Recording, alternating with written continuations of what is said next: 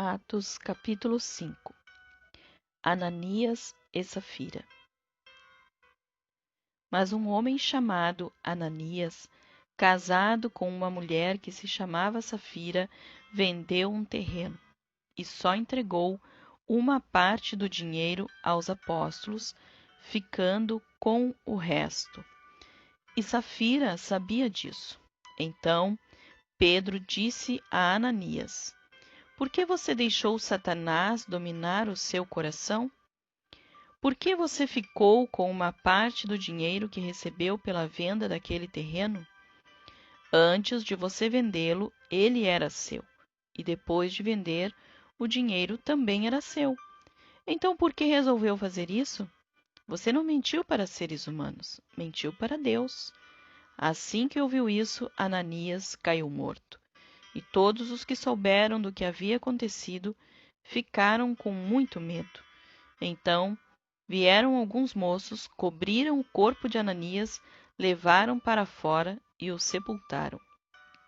A mulher de Ananias chegou umas 3 horas depois, sem saber do que havia acontecido com o marido. Aí Pedro perguntou a ela: Me diga, foi por este preço que você e o seu marido venderam o terreno? Respondeu ela: Foi. Então Pedro disse: Por que você e o seu marido resolveram pôr à prova o Espírito do Senhor? Os moços que acabaram de sepultar o seu marido já estão lá na porta e agora vão levar você também. No mesmo instante, ela caiu morta aos pés de Pedro.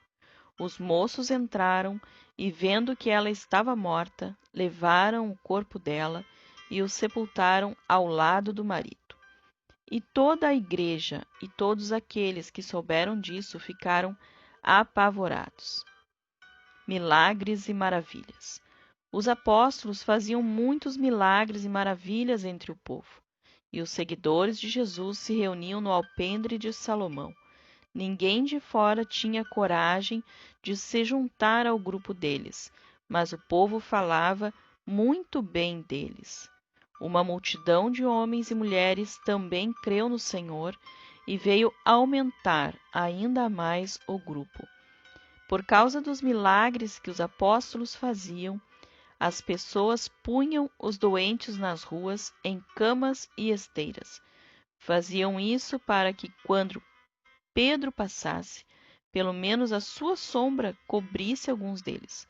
Multidões vinham das cidades vizinhas de Jerusalém, trazendo seus doentes e os que eram dominados por espíritos maus, e todos eram curados. Os apóstolos são perseguidos. Então, o grande sacerdote e todos os seus companheiros, que eram do partido dos saduceus, ficaram com inveja dos apóstolos e resolveram fazer alguma coisa. Prenderam os apóstolos e os puseram na cadeia. Mas naquela noite, um anjo do Senhor abriu os portões da cadeia, levou os apóstolos para fora e disse: Vão para o templo e anunciem ao povo tudo a respeito desta nova vida. Os apóstolos obedeceram e no dia seguinte, bem cedo, entraram no pátio do templo e começaram a ensinar.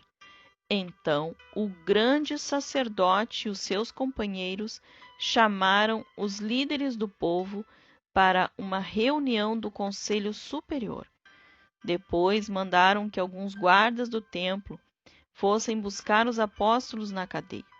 Porém, quando os guardas chegaram lá, não encontraram os apóstolos. Então voltaram para o lugar onde o conselho estava reunido e disseram: Nós fomos até lá e encontramos a cadeia bem fechada e os guardas vigiando os portões. Mas, quando os abrimos, não achamos ninguém lá dentro. Quando os chefes dos sacerdotes e o chefe da guarda do templo ouviram isso, ficaram sem saber o que pensar sobre o que havia acontecido com os apóstolos. Nesse momento chegou alguém dizendo: Escutem, os homens que vocês prenderam estão lá no pátio do templo, ensinando o povo. Então O chefe da guarda do templo e os seus homens saíram e trouxeram os apóstolos, mas não os maltrataram, porque tinham medo de serem apedrejados pelo povo. Depois puseram os apóstolos em frente do conselho, e o grande sacerdote disse: Nós ordenamos que vocês não ensinassem nada a respeito daquele homem.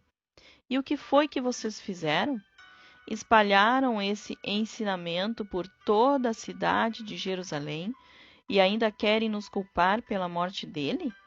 Então Pedro e os outros apóstolos responderam: Nós devemos obedecer a Deus e não às pessoas. Os senhores crucificaram Jesus, mas o Deus dos nossos antepassados o ressuscitou.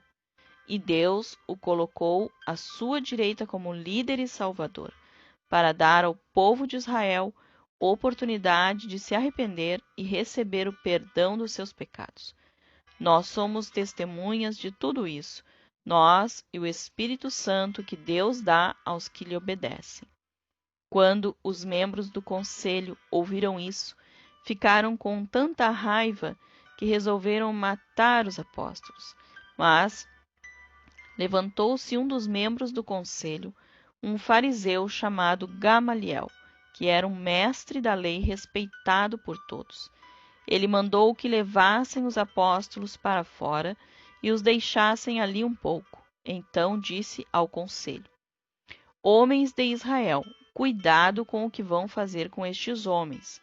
Há pouco tempo apareceu um homem chamado Teudas, que se dizia muito importante e que com isso conseguiu reunir 400 seguidores. Mas ele foi morto. Todos os seus seguidores foram espalhados e a revolta dele fracassou. Depois disso apareceu Judas, o galileu, na época do recenseamento.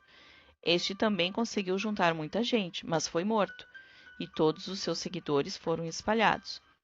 Portanto, neste caso de agora, não façam nada contra estes homens. Deixem que vão embora, porque se este plano ou este trabalho vem de seres humanos, ele desaparecerá. Mas se vem de Deus, vocês não poderão destruí-lo, pois neste caso estariam lutando contra Deus.